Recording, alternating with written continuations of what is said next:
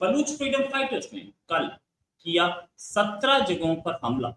मतलब उन्होंने 17 लोकेशंस को टारगेट किया और ये बीएलए का काम नहीं था, ये बीएलएफ का काम था। 17 लोकेशंस में जो थी वो पंचपुर, सुराग, केंज, करन और कई जगह यहाँ पर कम्युनिकेशन लाइंस डिस्टर्ब की गई, डैमेज इंफ्रास्ट्रक्चर डैमेज किया गया, लाइटिंग स्ट्राइक चेक पोस्ट पे पाकिस्तानी आर्मी अपने हथियार छोड़ के भाग गई, पाकिस्तानी लेविस अपने हथियार छोड़ के भाग गई, कुछ ने सरेंडर कर दिया।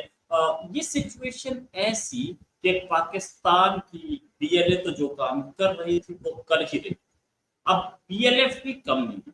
अच्छा, बीएलए एक आर्मी से कम नहीं है, उसके जो ऑर्गेनाइजेशन और उसके जो ट्रेनिंग है वो किसी आर्मी से कम नहीं है। बीएलएफ उस लेवल पे ऑपरेशंस नहीं कर पाती है, लेकिन बीएलएफ भी अब बढ़ती जा रही है। बीएलएफ बीएलएफ दोनों ने मिलकर के बीच में ऑपरेशन शुरू किए थे, लेकिन अब इंडिविजुअल ऑपरेशन हो रहे हैं। इस ऑपरेशन का नाम ऑपरेशन बाम था, मतलब डॉन यानी कि उगता सूरज।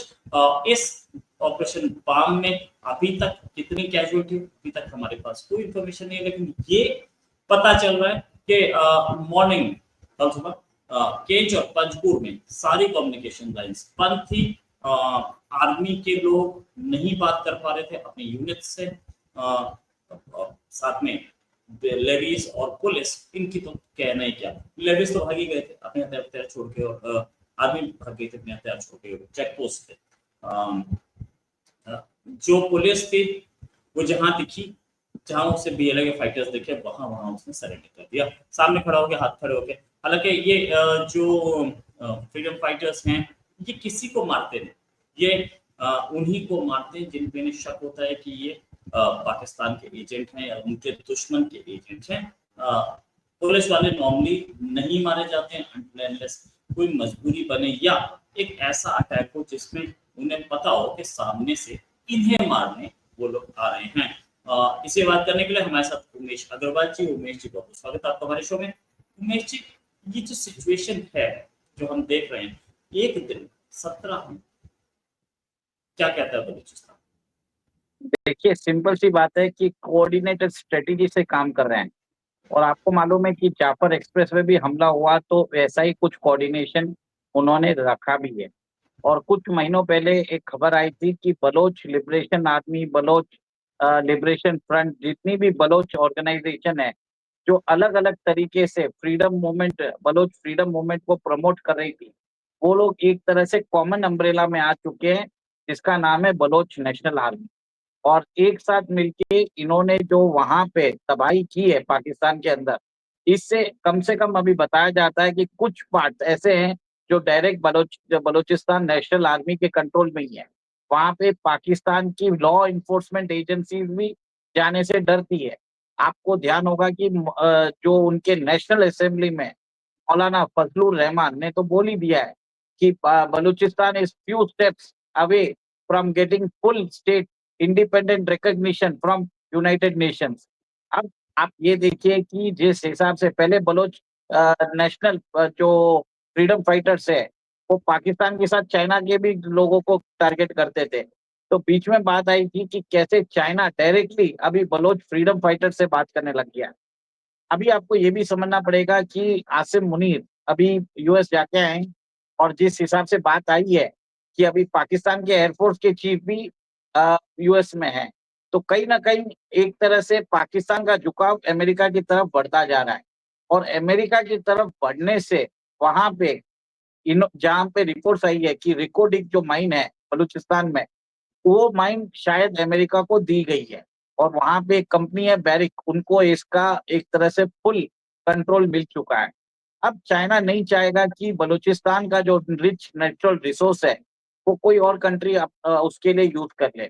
बलूचिस्तान के अंदर जो नेशनल रिजर्व है वो एटलीस्ट $6 ट्रिलियन का है। अब चाइना क्या कर रहा था, उधर से और एक्सट्रैक्ट करके चाइना भेज रहा था। अब सडनली आप ये देख रहे हैं कि Baloch liberation army Chinese installation में हमला नहीं कर रहे हैं, बट सिर्फ डायरेक्टली पाकिस्तान के ऊपर अंदर हमला कर रहे हैं। वहां पे ऑयल फील्ड्स पे हमला कर रहे हैं, कम्युनिकेशन नेटवर्क पे हमला कर रहे हैं, ताकि वहां पे एक तरह से गवर्नेंस नाम की चीज ना हो, और इससे जो प्रोविजनल पाकिस्तान एडमिनिस्ट्रेशन है वो एक तरह से वीकन हो जाए। सबको मालूम है कि 44% ऑफ पाकिस्तान टेरिटरी बलूचिस्तान है, और 1949 में पाकिस्तान ने इलीगली ऑक्यूपाई करके रखा है। ये जो बलूचिस्तान का जो ऑक्यूपेशन है, इंटरनेशनल कम्युनिटी को भी एक बार ध्यान रखना चाहिए कि वहां पे जो जुल्म सितम हो रहे हैं वो एक तरह से बयान नहीं किया जा सकता है। बात होती है, जैसे हमने सुना है, एनफोर्स डिसअपियरेंस। कहीं कहीं बात होती है कि उनके जो लोग एक तरह से अ, गायब हो चुके हैं, उनके ऑर्गन्स हार्वेस्ट किया जा रहा है।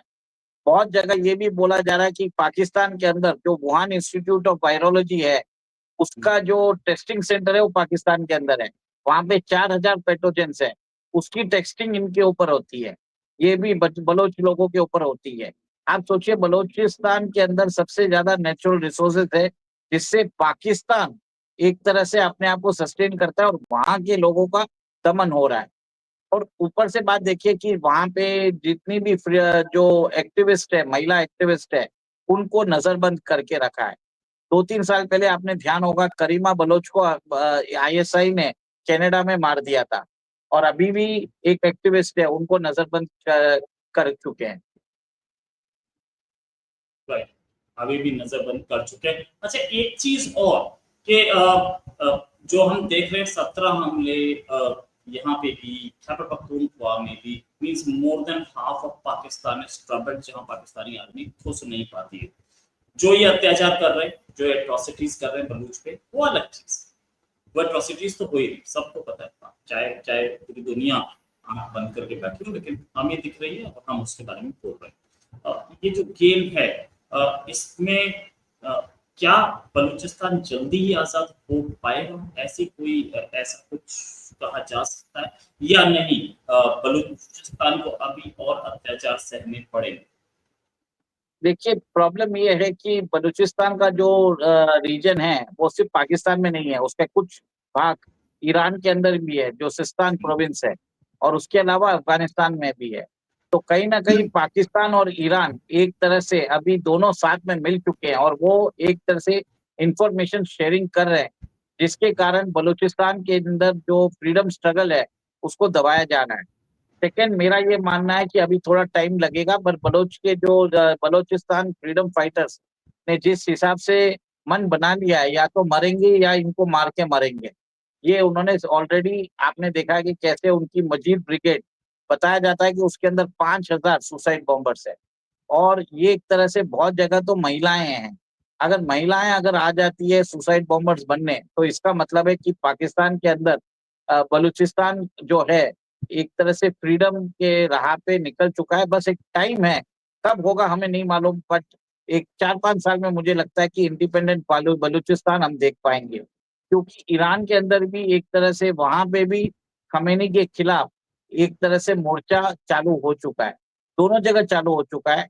पाकिस्तान में तो है ही, पर ईरान में भी चालू हो गया है। तो एक तरह से आप देखेंगे, बलूचिस्तान का हिस्सा जो पाकिस्तान के कंट्रोल में है और ईरान के कंट्रोल में, दोनों साथ में आजाद होंगे। वो देखने वाली बात है। राइट, और अब हम देख रहे हैं कि पाकिस्तानी आर्मी चीफ जो हैं वो अभी अमेरिका से उठ के आए, फिर उसके बाद उन्होंने दूसरी विजिट्स लगाई, अभी श्रीलंका जाने वाले हैं। एक ऐसे टाइम पे जब अपने ही कंट्री में इतनी प्रॉब्लम्स हैं, आर्मी चीफ जिनका काम है सिक्योरिटी करना, वो अमेरिका, श्रीलंका तक घूमना, सैर सपाटा, आर्मी चीफ करके देखिए, सिंपल सी बात है कि पाकिस्तान के जो आर्मी चीफ है, उनको कुछ ना कुछ बताना पड़ेगा कि वो फील्ड मार्शल, उन्होंने अपने आप को नॉमिनेट कर दिया, उधर की सरकार ने उनके हिसाब से कर दिया। और यहाँ तक खबर आ रही है जिसमें बताया जा रहा है कि जरदारी भुट्टो को भी हटा सकते हैं। तो कहीं ना कहीं मेरा ये मानना है कि जो विजिट वो श्रीलंका करने की कोशिश कर रहे हैं, वहाँ की सरकार का भारत के साथ एक तरह से अच्छे संबंध ऑलरेडी हो चुके हैं। और भारत ने श्रीलंका को बेल आउट भी किया था। आपको मालूम है, राजपक्षे भाग के चले गए थे, उसके बाद श्रीलंका में पेपर भी नहीं था। भारत ने उनको इमरजेंसी ग्रांट प्रोवाइड करके, और जिस हिसाब से आईएमएफ के साथ बैठ के एक नेगोशिएटेड एग्रीमेंट साइन किया डेब्ट के लिए, तो पाकिस्तान जानता है कि भारत ने बहुत अच्छी पैठ बना ली है। एक तरह से वो भी जाएंगे, क्योंकि दोनों एक तरह से नेबर्स ही है इंडियन ओशन रीजन में, तो जाना चाहिए, पर मेरे हिसाब से कुछ ज्यादा होने वाला नहीं है। उनको भी वो ट्राई जरूर करेंगे कि भारत के अंदर श्रीलंका के थ्रू वो आतंकवादी को भेज सके। ये उसी के लिए जाएंगे, बाकी कोई काम नहीं है। राइट, मतलब इनका और कोई काम है नहीं, ये सिर्फ हेराफेरी करने जा रहे हैं वहाँ पे। अच्छा, फाइनली अगर हम बात करें कि अभी जो सिचुएशन चल रही है पाकिस्तान की तरफ से, हम देख रहे हैं कि पाकिस्तान में पानी की कमी है और लोग बोल रहे हैं कि पाकिस्तान इंडिया पे अटैक कर सकता है। क्या ऑपरेशन सिंदूर के बाद कर पाए? देखिए, ये अभी पाकिस्तान फिलहाल अभी कुछ नहीं होने वाला मेरे हिसाब से। अभी पाकिस्तान भी बाहर जाके वेपन सिस्टम्स ले रहा है। उनकी भी डिफेंस जो है बहुत इंफ्रास्ट्रक्चर डैमेज हुआ है, तो उसको बनाने में टाइम लगेगा। इमीडिएटली तो कुछ नहीं होगा, पर फ्यूचर में जरूर होगा। और आपने देखा है कि कैसे बिलावल भुट्टो ने भी एक तरह से अपने हथियार डाल दिए हैं और उन्होंने बोला है कि मौलाना मसूद अजहर और जैश ए मोहम्मद के जो चीफ है हाफिज सईद, इनको एक तरह से भारत को सौंपने के लिए राजी है, जिससे वहां पे जो जनरल है वो भी गुस्सा हो गए। अब पाकिस्तान में ये है कि किसको मालूम नहीं कौन कंट्रोल में है। अब ऐसा है कि मेरा ये मानना है कि इमीडिएटली कुछ नहीं होने वाला, बट फ्यूचर में कुछ भी हो सकता है। साल 1.5 साल में वापस हमें ऑपरेशन सिंदूर करना पड़े।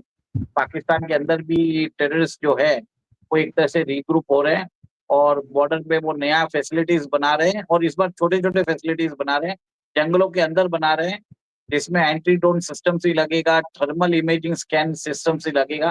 सारी मॉडर्न सुविधाएं उनको मिल रही है। अच्छा, एक खबर आई थी कि पाकिस्तान में आर्मी टेक ओवर हो सकता है, जरदारी के दिन गिने चुने रह गए। ये खबर कितनी सच लगती है आपको? देखिए, बिलावल भुट्टो के बयान के बाद आपने देखा था कि साला सईद ने उनको धमकी दी थी। उन्होंने बोल दिया कि ये पाक जो उनके पिता है एक तरह से पाकिस्तान की शान है। और एक आपने ये भी देखा है कि मुल्ला मुनीर इस बयान से थोड़ा सा खफा भी है। कहीं ना कहीं बिलावल भुट्टो को समझ में आ गया है कि भारत के साथ दुश्मनी करने से कोई मतलब नहीं है। जो दरिया में पानी या खून बहेगा वो सब बातचीत छोड़ के अब वो रिकंसिलिएशन की बात कर रहे हैं, क्योंकि भारत ने उनका इंडस वाटर ट्रीटी को स्क्रैप कर दिया है। और सिंध जहाँ पे पीपीपी का एक तरह से वजूद है, वहां पे पानी की स्थिति एक तरह से कोई बेहतर नहीं है।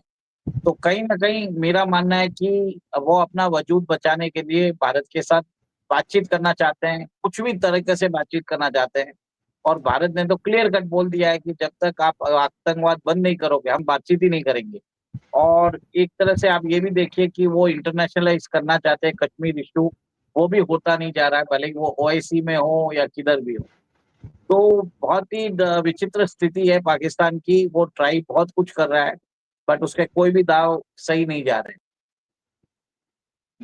राइट, कोई भी दाव सही नहीं जा रहे, ये हमने देखा और ये सिचुएशन वाकई है भी। और आसिम मुनीर जो कि अमेरिका के ट्रिप को बोल रहे थे बहुत सक्सेसफुल है, पता नहीं कितना सक्सेसफुल, अभी तक तो हमें कुछ ऐसा सक्सेस बड़ी दिखी नहीं है। हालांकि अलबत्ता वो अपनी ही मुस्लिम उम्मा के खिलाफ अपने एयर स्पेस और अपने बेसिस देकर आए थे, जिनका यूज अमेरिका ने किया था। आसिम मुनीर सारे फॉरेन ट्रिप्स कर रहे हैं, सारी डिग्नेटरीज से बात कर रहे हैं। जिस आसिम मुनीर का काम होना चाहिए था कि मैं आर्मी के लिए सामान लूँ, मैं आर्मी को स्ट्रॉन्ग करूँ, वो आसिम मुनीर जाके इन्वेस्टमेंट की बात कर रहे हैं, वो आसिम मुनीर जाके पैसे की बात कर रहे हैं, वो कर्जे की बात कर रहे हैं। वो श्रीलंका तक पैसा और कर्जे की बात नहीं सकती, मुझसे कुछ हथियार भी नहीं खरीदे जा सकते।